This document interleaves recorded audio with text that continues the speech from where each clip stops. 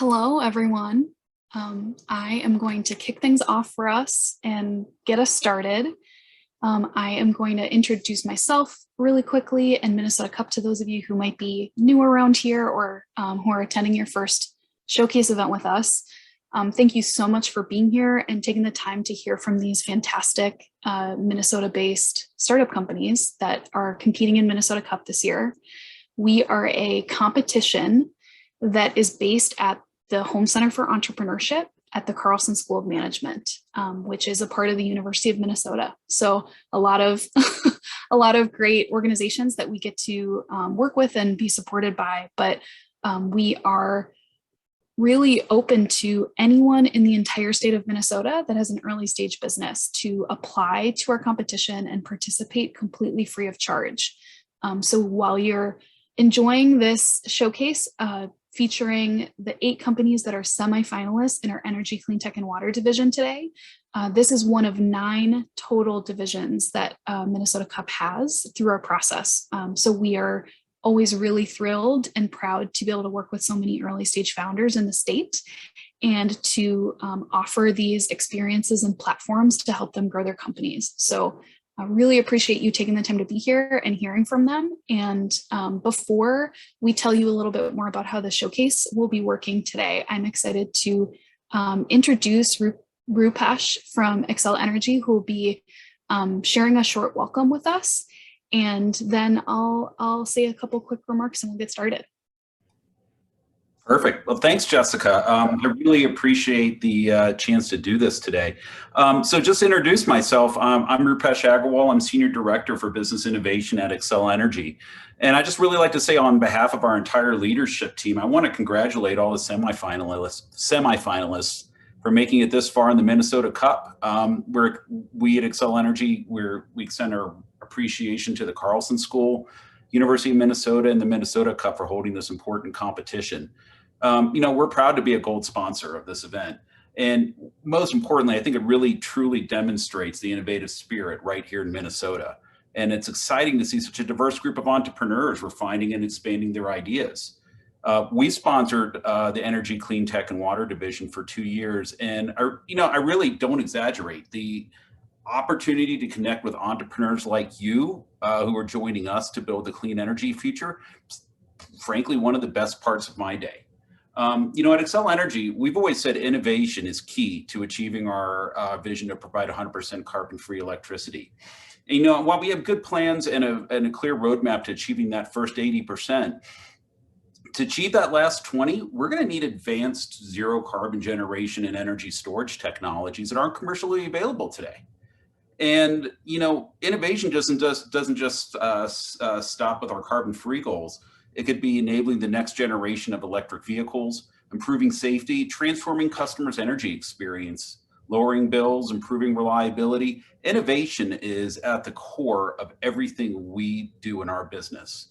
So that's really why I'm so excited about the Minnesota Cup and the possibilities that we're going to see today. The new innovative ideas that we're going to see, we think, can contribute truly meaningful solutions to some of the most urgent problems we face in our industry. So I want to thank everyone for their dedication, hard work, and commitment, and really just look forward to learning more about your opportunities today. So I think with that, Jessica, I'll hand it back over to you. Thank you so much. And Jamie, you mind go? I twisted the slides up, but you mind going back one for me? I really appreciate your time and your remarks, Rupesh, and we're so grateful to Xcel Energy for being a lead sponsor because we offer significant prize money to our competitors, and we offer our competition completely free of charge to those who apply and participate. We really depend on and appreciate partnering with organizations like Xcel who can keep the lights on for us and help us deliver seed capital directly to these founders who are doing such cool work. So we're super appreciative of your partnership and your investment in these entrepreneurs. So a couple of other quick context setting, a little bit more information for those of you who are new to Minnesota Cup. This is a group, as I mentioned, of 8 semifinalists who applied and made it through to this stage of our competition among a number of really impressive companies, so that you are seeing a really impressive, compelling group who beat out some of their, equally fantastic peers to be here. They have already worked throughout the summer and submitted a business plan, a pitch deck, and a 1-minute video to our energy, clean tech, and water judges, whom at this very moment might be reviewing those materials and trying to do the hard work of determining which 3 of these founders will go forward to our finalist round. So you're seeing the full group who've been through and benefited from Minnesota Cup's education sessions, mentorship, and other resources. But there will be a group that move forward to present a longer pitch to our division judges, and that will determine who takes home our $25,000 division winner prize. So there's a lot of work that's gone into where they're at today, and there's a lot more to come in the coming weeks and the month of September. But just wanted to place that in context, and thank you again so much for taking the time. And without further ado, I'll turn it over to Jamie to kick off our team pitches. Hello, everyone. So here's our agenda for today. Each team will have 3 minutes and 3 slides to present their idea. And then we will follow up with a question. These are pretty much from judges from the earlier rounds. So that's where they're generated from. And then I ask all of you to stick around. We will have a poll that we put up where you can vote on the best pitch of today. So look for that. And we also have the Q&A and chat open. So if you have any questions, throw them in there. It could be for Minnesota Cup team or for the panelists. We can see about answering those. So without any more delay, we'll get going. So 2040 Energy, it's ready to go. I'll leave and take it away. Thanks, Jamie. So my name is Joe Strumman. I'm the founder of 2040 Energy. Before I dig into this, I'll just tell you a little bit about myself. I live in Bloomington, Minnesota. I've been working on 2040 Energy in various forms for about 3.5 years now. So I'm really excited to tell you a little bit more about it. So the opportunity that we are going after is clean heat for buildings, space heat and water heat. Today, we, for the most part, use fossil fuels throughout the country to do this. That's 15% of the overall carbon footprint of the US comes from heating the air and the water in our buildings. That's 1 billion tons per year. And this has to change. And consumers want change, consumers want clean heating tech, and governments want change. State governments, city governments, and even maybe the federal government someday. The number one solution for clean tech heating is air source heat pumps. They're really good in a lot of ways. They run on electricity, which, as Rupesh was saying, is getting cleaner and cleaner. They're a lot more energy efficient than sort of the traditional electric heat, but they do have a couple drawbacks. When you're in a cold area like Minnesota, or even in Chicago, or even in upstate New York, you need a backup heat source to go along with your heat pumps because they don't operate at those extremely cold temperatures that we can see. The other issue that they have is that when it comes to making hot water, they have sort of a temperature limit at the top end. And one fallout of that hot water issue is that they're unsuitable for homes that have hot water radiators. There are about 7 million homes like this that are heated, not with forced air like many of you may have, but hot water radiators. They're common in the core of Minneapolis and St. Paul. They're very common in the Northeast and throughout urban areas in the upper Midwest. About 330,000 new boilers are installed per year. So let's go to the next slide. So our solution is Renew a Boiler. It is an air source heat pump, an air to water heat pump that is suitable for driving radiators. So the idea is it's a full replacement for a gas boiler or an oil boiler that customers have in their homes today. We'll be able to heat water up to 175 degrees, which is much hotter than today's heat pumps, and it's hot enough to satisfy those cast iron or baseboard radiators. We have some technology that we believe is going to make us effective down to 40 degrees below zero outside, which is going to eliminate the requirement for backup heat, which has traditionally held air source heat pumps back. We have a couple key technologies: CO2 refrigerant, which helps us with the high temperatures, and ejector energy recovery, which helps us extend the operating range to very cold outside temperatures. Now, along with this product, we're going to have a vertically integrated install service. And what that means is if you want our product installed, we do it for you. We'll employ electricians and HVAC technicians in select markets to perform these installations. We're doing this because it's the fastest time to market for us, and it is our research with customers shows that this is going to create the highest level of trust in our product, which for a new company like us, installing a critical part of your home like heating, trust is a really important issue. Now we want to launch in 3 markets: Minneapolis, St. Paul, where we are; New York City, which is the largest market by far and has a generous subsidy; and Burlington, Vermont, which is a very small market but has an even larger subsidy that is going to cover over half the cost of these units. Next slide, please. I hate to interrupt you, Joe, but you were just over time for 3 minutes, so I'm going to cut you off. But thank you so much, and we'll move on to the next company. Good job. Do we do the question now or after? Yeah, I'll turn it over to Jamie to ask the question.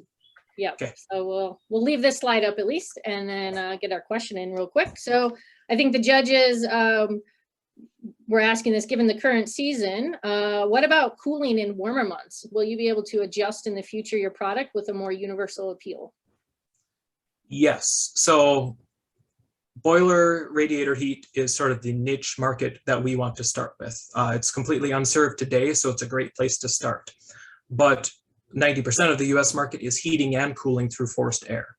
And the basic technology of our system can work for cooling. It is just going to be a more complex product that's going to take more time to develop. So we will get there eventually, but not in year 1.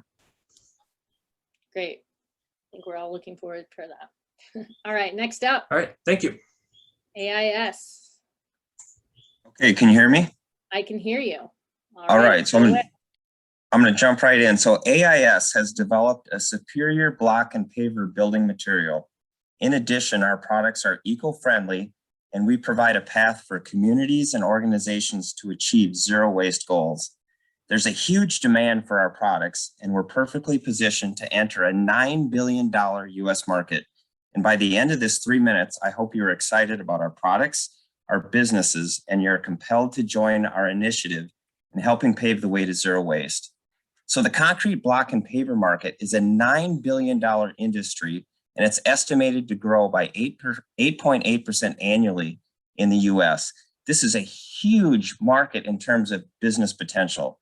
And unfortunately, in meeting this demand, the cement industry is responsible for releasing over 4 billion metric tons of CO2 into the atmosphere every year. And for me, this is reckless and unsustainable. So, okay, you get the picture. It's a huge market, high revenue potential, and the current material production is wreaking havoc on our environment. Adding insult to injury, the concrete products are an inferior solution. So if we all take a moment and think about the concrete pavers and blocks in your yard or around your community, we've all seen the issues, right? The discoloration, the fading, the cracking, the peeling and flaking from our cold Minnesota winters. Next slide, please.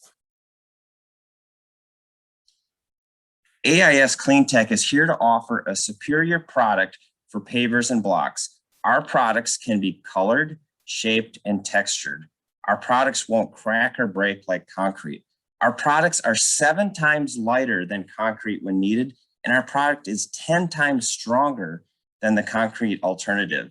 In addition to being a superior product, we are also eco-friendly. Our production does not contribute to the cement industry's CO2 emissions. Okay, now I want to have a little fun with you and tell you about an important fact with our product. To me, this fact is as amazing as the Squatty Potty commercial, which features a unicorn who is pooping ice cream. And if you've all seen it, you can laugh with me. But instead of a rainbow unicorn, we actually have something amazing and real. Our pavers and blocks are made from materials in and destined for landfills. So that's right, we take waste materials destined for landfills and make a superior, stronger product while offering a path for solutions to zero waste initiatives globally. Consumers continue to seek low maintenance building materials, fencing, siding, flooring, you name it. Our products are the low maintenance solution people are looking for. 78% of people will choose an eco-friendly product over the competition, and that is what we are offering. People are hungry for sustainable products, and according to Greenprint Technology, 64% of Americans are willing to pay more for sustainable products. Our products are superior and a superior option for the environment. If we even capture 0.1%, we are looking at $9 million in revenue for our company in a year in the US alone. We are at the end of our 3-minute journey, but we are at the beginning of our partnership in paving the way to zero waste. Please join us as an investor, consumer, or just our biggest cheerleader. Thank you. Okay, looks like we didn't get that last slide, so there it is. All right, question here. New building materials can be very hard to get successful in the market. How will you overcome that risk? So we've done initial surveys already with consumers and suppliers, and the early voice of the customer is telling us that they want it. We have suppliers who will supply us the material. We have consumers who said they'll buy it, and we have builders and other organizations who said they're really ready to sell it for us. All right, great job. Okay, next up, carbonic. Thank you. Take it away. All right, first slide, please. There we go. Today in Minnesota, there probably exists a pig farm with a herd of 1,200 pigs eating crops. Each pig produces 10 pounds of manure per day. That's 12,000 pounds of manure, 6 tons per day, which equals 500 pounds per hour. In Minnesota, that's 18 million tons of pig manure per year. The manure is produced in a pig barn. The manure flows downhill from the pig barn into lagoons used to store manure. Pig farmers recycle manure by spreading it on fields. This recycles the full spectrum of plant nutrients back into the soil. Spreading manure on the earth near waterways poses risks that are of concern to federal, state, county, and local governments. Next slide, please. Rather than spreading pig manure on fields, soon recycling pig manure will involve an auger system that moves over 6 tons of manure per day at a rate of 500 pounds of manure per hour from the pig barn. The manure ends up in a gasifier, which produces syngas from which plastic is produced. The gasifier inputs manure and outputs plastic. Along the way, the output ash product of the gasifier is used to fertilize crops. Sequestered carbon is locked in plastic. Pig manure to plastic is no joke. Next slide, please. Carbonic LLC Clean Tech is part of Minnesota's future. Minnesota manufactured clean tech solutions will be a boon to the economy. Students from local Minnesota communities who study STEM will have ideas to help solve the energy and water needs of the future. Complex problems like carbon sequestration are depicted in this drawing. The lower left shows the basic solution. Gasify the manure or biomass. Use the resulting intermediate gas to produce plastic. Plastic sequesters carbon. Plastic is used to build housing in local communities. The Carbonic LLC Clean Tech Manure to Plastic solution captures carbon before it reaches the atmosphere. The carbon problem is solved. Carbonic LLC marketing and sales network provide help and support the communities need. Local communities benefit from a steady supply of adaptable and sustainable clean tech housing solutions. The construction industry grows. Factories must be built. Carbonic clean tech equipment can be manufactured by workers in local communities scattered across Minnesota. Thank you. I'm ready for the question. Great job. Straightforward one here. So who will be your first paying customers for this product?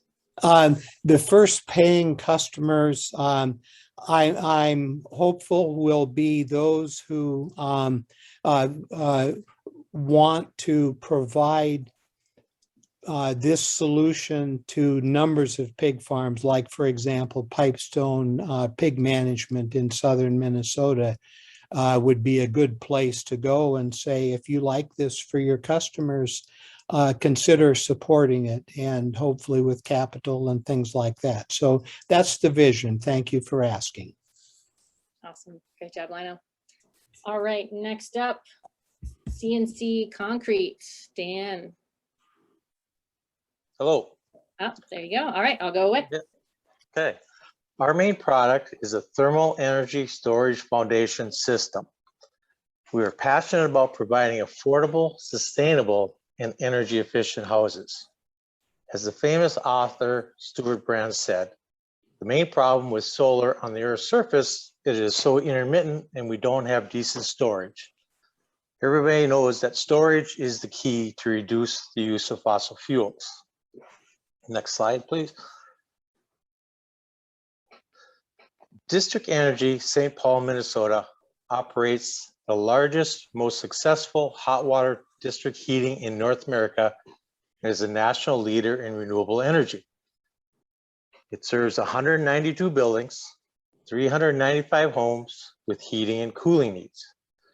It costs in excess of $150 million to build the power plants, 6 million gallon thermal storage tanks, 144 solar thermal plate collectors, 55 miles of underground piping and remaining infrastructure, and it has a yearly operating expense of approximately $22 million. Next slide. Our patent pending thermal energy foundation system uses thermal plate collectors for heat source. It incorporates the cost to build the energy storage and equipment to run it in the normal budget for home construction. Our foundation system has the capability to supply 100% of heat and hot water for any house.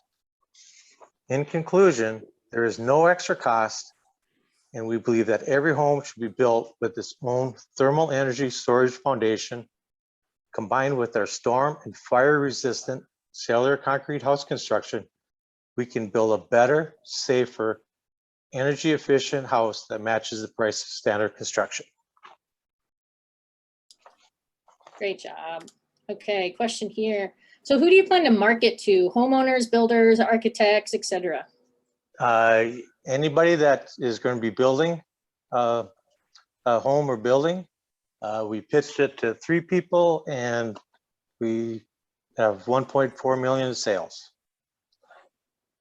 Great. So when everyone looks at it, it's very easy to see that it's the way to go. It's the future. Awesome. Okay. Next up, Dark Earth Technologies. Hey, thank you for the introduction, Jessica, and I'll just get going. Dark Earth is a company which reimagines the industrial and agriculture waste of Minnesota as affordable, sustainable ingredients in everyday products. We know that the green economy transition cannot be limited to energy and energy storage alone. Many of the products we buy rely on extractive mining and petroleum byproducts. And so you'll see that with that in mind, our vision of a net zero future, we have 2 strategies within one business, Al Solar and Daisy Chain Manufacturing. You can change the slide. I'll start with Daisy Chain, but before I do, I'll tell you a little more about myself. I'm a doctoral student in the history of science at the University of Minnesota, and this project came from 2 advanced independent research studies, one with the Department of Landscape Architecture and one with the Bioproducts and Biosystems Engineering Department. So in 3 phases, Daisy Chain Manufacturing will tackle some existing recycling issues in our state. Sunny Day potting soil will be sourced from commercial mushroom farmers, municipal composting facilities, dairy and pig farmers, and as well as the wood products industry to create a 100% Minnesota sourced product that aims to introduce organics recycling into a mainstream retail environment. Phase 2, we look to expand beyond the Twin Cities into northern Minnesota, closer to the wood products industry, which is experiencing a problem with extra waste. So from here, we'll be working with, we'll be manufacturing biochar using a pyrolysis process to create Bandit's Black Gold, which is designed to compete directly with clay litter in the cat products world, but it also has applications in agriculture. Finally, in phase 3 of further research and capital investment will allow us to refine our carbon products into very useful high-end manufacturing needs for graphene and activated carbon. Graphene, it has has new research behind it for applications in electronics manufacturing that does not involve heavy metals, as well as activated carbon has applications in pharmaceutical manufacturing and water remediation. So just to conclude here, we change to the third screen. We have Al's Solar, going back to the second strategy that will electrify our truck fleet and promote energy resilience in the northern Minnesota rural communities that we intend to set up shop. So thank you so much. I'm sure I'm up on my time. We got you. All right, quick question here. How do you plan to commercialize these products, these different products? Right, so our marketing will be very much based in Minnesota initially, and so with the potting soil partnerships with the master gardeners, elder care facilities, having a smaller size sample to give away will be features of both our animal bedding and our potting soil lines. The idea is to get into grocery stores, to be at Fleet Farm, to be at Piggly Wiggly, to be where people really are shopping every day anyway and are looking for a good deal. So as far as commercializing manufacturing to scale, this technology exists and is pretty widespread in Europe. So. Got it. Okay, great. Well, thank you so much. Next up, New Earthways. All right, do you hear me all right? I do, take it away. All right, very good. Thank you very much for being here. All of you responsible, Excel Energy, University of Minnesota, Carlson School of Management, and of course, Jamie and Jessica for their long hours to bring it all together. Unmetabolized pharmaceuticals and other pre-ingested substances pass right through wastewater treatment plants and septic systems and are found in measurable and accumulating amounts in all waters, including our drinking water supplies everywhere in the flushing world. Even worse, we know now that wastewater treatment plants and septic systems are the factories where antibiotic-resistant genes are manufactured and distributed. Everywhere water flows, also in ever-increasing amounts. Deadly bacteria are coming back genetically transfigured and unstoppable thanks to flush toilets and their attendant infrastructures. Next slide, please, Jamie. All right. Right now, we're struggling just to reduce the amount of nitrogen and phosphorus in our waters. Too much nitrogen and phosphorus, of course, in our waters ruins aquatic life, and it's unaffordable. In greater Minnesota, some of our smaller cities have paid up to $15,000 per household for plant upgrades to reduce nitrogen and phosphorus levels from plant discharge waters so that they're within EPA mandated limits. The vast majority of folks living in rural areas have no choice but to maintain septic systems. There are about 609,000 in the state of Minnesota, serving 2.5 million people. It can cost $15,000 to $25,000 for replacement or construction of new septic systems for a modest single-family home. Next slide, please. All right. All three units pictured here are the toilet, the 2 urinals, one for each sex, are recommended for a single-family home and cost just $10,000 installed. Other configurations are possible, of course. What do you get besides substantial savings? You save 30% of the household water use that would have been wasted by flushing. You're rewarded in many ways, but odorless use tops the list. These appliances use air to perform their biomagic. The intake for that air creates a pleasant downdraft breeze at the seats and rim, making use 100% odorless. Ultra-safe sanitation means pathogens are destroyed. New waterless toilets and urinals eliminate all human waste from the wasted water stream and instead create a perpetual revenue stream by transforming urine into a safe and valuable fertilizer for agricultural use. And in so doing, remove pharmaceuticals from our water and eliminate the possibility of a modern plague by antibiotic-resistant superbacteria. The specter for mass suicide disappears. To launch, New Earthways will establish a one-year pilot study in Greater Minnesota where need and opportunity intersect. Recruiting 20 families to participate, a minimum of all 3 new appliances will be installed in each of their homes. A thorough scientific investigation will be conducted during the study period. We'll document it, share it, and expand new sales in concentric rings from the pilot study group. Now, I'm seeking collaborators and investors alike, so please join me. It's sure to be a transformative and very rewarding journey. Thank you very much. All right, good job. So question here, Americans are notoriously resistant to changes in the bathroom. Who would be your first target market, it sounds like, after you do this pilot study?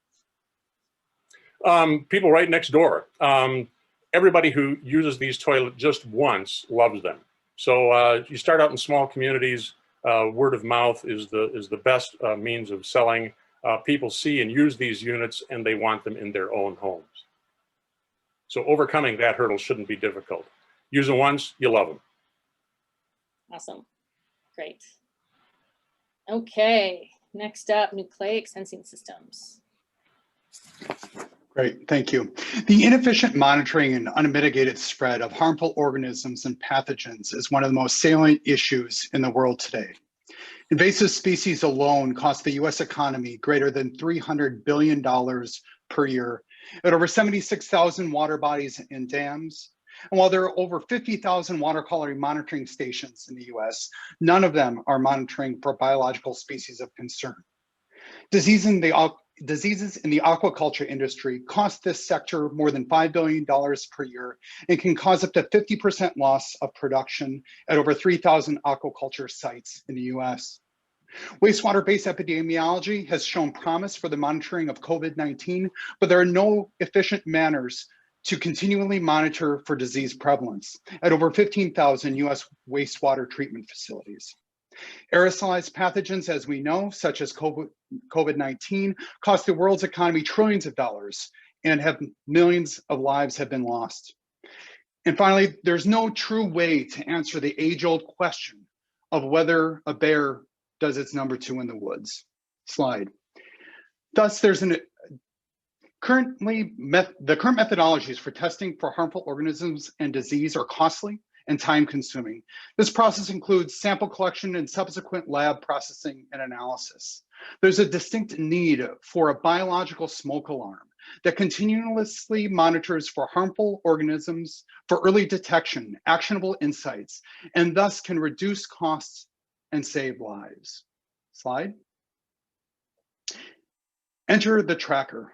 The tracker is that biological smoke alarm. It's the world's only autonomous continuous flow in-field digital droplet qPCR machine, which represents the gold standard of genetic verification of organisms, and it's capable of single molecule detection. We have verified the market with over 50 voice of customer interviews that highlighted the need for a continuous autonomous in-field monitoring instrument that can deliver real-time data via an IoT platform in the palm of your hand. The tracker avoids false positives and negatives and thus enables mitigative action when and where most needed. Our iterative design and development process allows us to address new markets as R&D continues, thus reducing investment risk and providing efficacy in expanding markets. Nucleic sensing systems and the University of Montana have raised over $6 million in non-dilutive financing via grants for the tracker's development. We're seeking an additional $2 million investment to address a multi-billion-dollar market. We have initial sales to the U.S. Geological Survey and to the U.S. Fish and Wildlife Service to monitor for aquatic invasive species and harmful algal blooms. And ultimately, the tracker will prove without a doubt, not only does a bear do its dirty business in the woods, but we can tell you what species that bear is, how many bears are in that woods, and likely what that bear had for breakfast. I thank you. Great job. And hopefully the person mowing their lawn just stopped long enough for me to ask this question, which I heard the answer to, but I'll ask it anyway. So it sounds like the market for your product is probably government entities. Can you tell us about selling to that type of process? Sure. We started a business called CD3 about 6 years back, and we sell to governmental agencies, and so have a deep experience doing so, experience getting on the GSA, which is essentially Amazon for selling to government. And so we would initially sell to government, and as we would continue, we would sell to commercial aquaculture facilities. So we would change to a B2C product as we continue development. Great job. All right. Last up, Vessel. And I think we have a stand in here today. We do. Hey, Jamie. There we go. Yeah. Sorry, everyone. Zara, my co-founder, is out sick today, so I'm kind of subbing in. Well, here we are. Vessel is a clean energy storage system, and we are the first product in the market to provide both residential and commercial grade power and receive power from both the grid, existing power generation, and also solar and wind power. So imagine if you are living in California or Texas or Florida, you've gone through your hurricane or wildfire, you have lost power in your home, you're not able to cook any of your food, you're not able to even charge your phone. This happens a lot more than you think in certain parts of our country. Imagine you're a commercial business owner that has $1 million of food storage wasting away when power goes out to your facility, or you're a rural hospital where you have 12 people on ventilators and power goes out to your facility. You're stuck with diesel generators outside that click on, and you have to supply power for up to 7, 8, 9 days. Nowadays, in blackout mode, Vessel provides immediate power to customers for up to 7 days. Please click to the next slide. The coolest feature is it not only acts as a generator, but when the grid is in normal operating mode, it provides peak power shaving to our customers. So it receives power at night from the grid and then pushes it out during the day. And with the size of our system, we're able to save our residential and commercial customers tens of thousands of dollars every month. Next slide, please. Another cool thing about Vessel is because it's not a chemical electrolyte-based battery, it's a lithium ferrous phosphate battery. It's water electrolytes. There's no thermal runaways, so you can put it inside of a climate-controlled building, which we know in places like Minnesota or what Joe spoke about earlier in the Northeast where the temperatures get really cold, you don't have to have huge HVAC systems. So pretty cool feature of our product. In the future, we believe that we're going to exist on a decentralized system. So we're not having huge coal peaker plants throwing power across hundreds of miles of transmission lines. We believe that there's going to be communities, solar and wind power, producing power during the day, linked with energy storage, providing communities power where they use the power. So thank you very much. I appreciate your time. I hope I've explained a little bit about our product, and happy for your question, Jamie. All right, energy storage, hot topic. So Yep, sure. What's your plan to stand out from all the competitors in the space right now?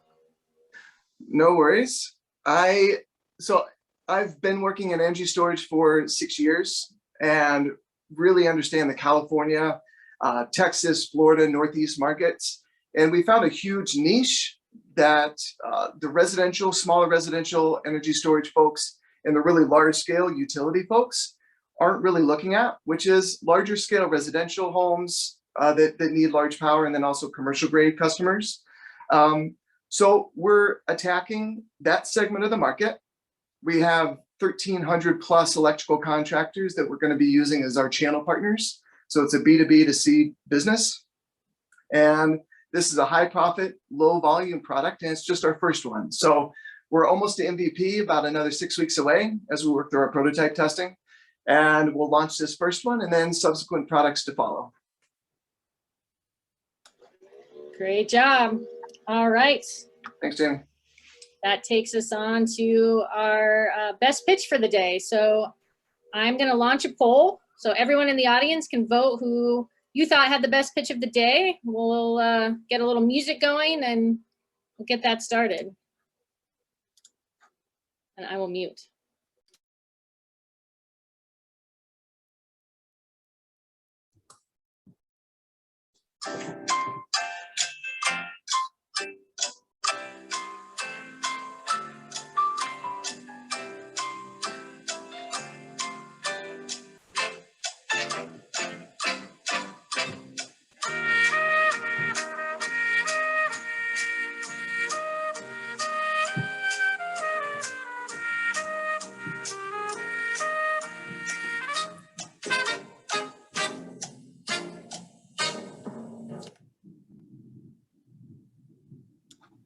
Looks like we have a few kernels popping in here. Get your last vote and we'll end it. No one else? No one else? Going? Okay. Well, should I do it? I'll do it. Yeah. Okay, so got a pretty tight race here, but we ended up with a winner. So 2040 Energy was voted best pitch. So yay! Sorry, we don't have a live audience, so you just have me and Jess clapping for you. Yes.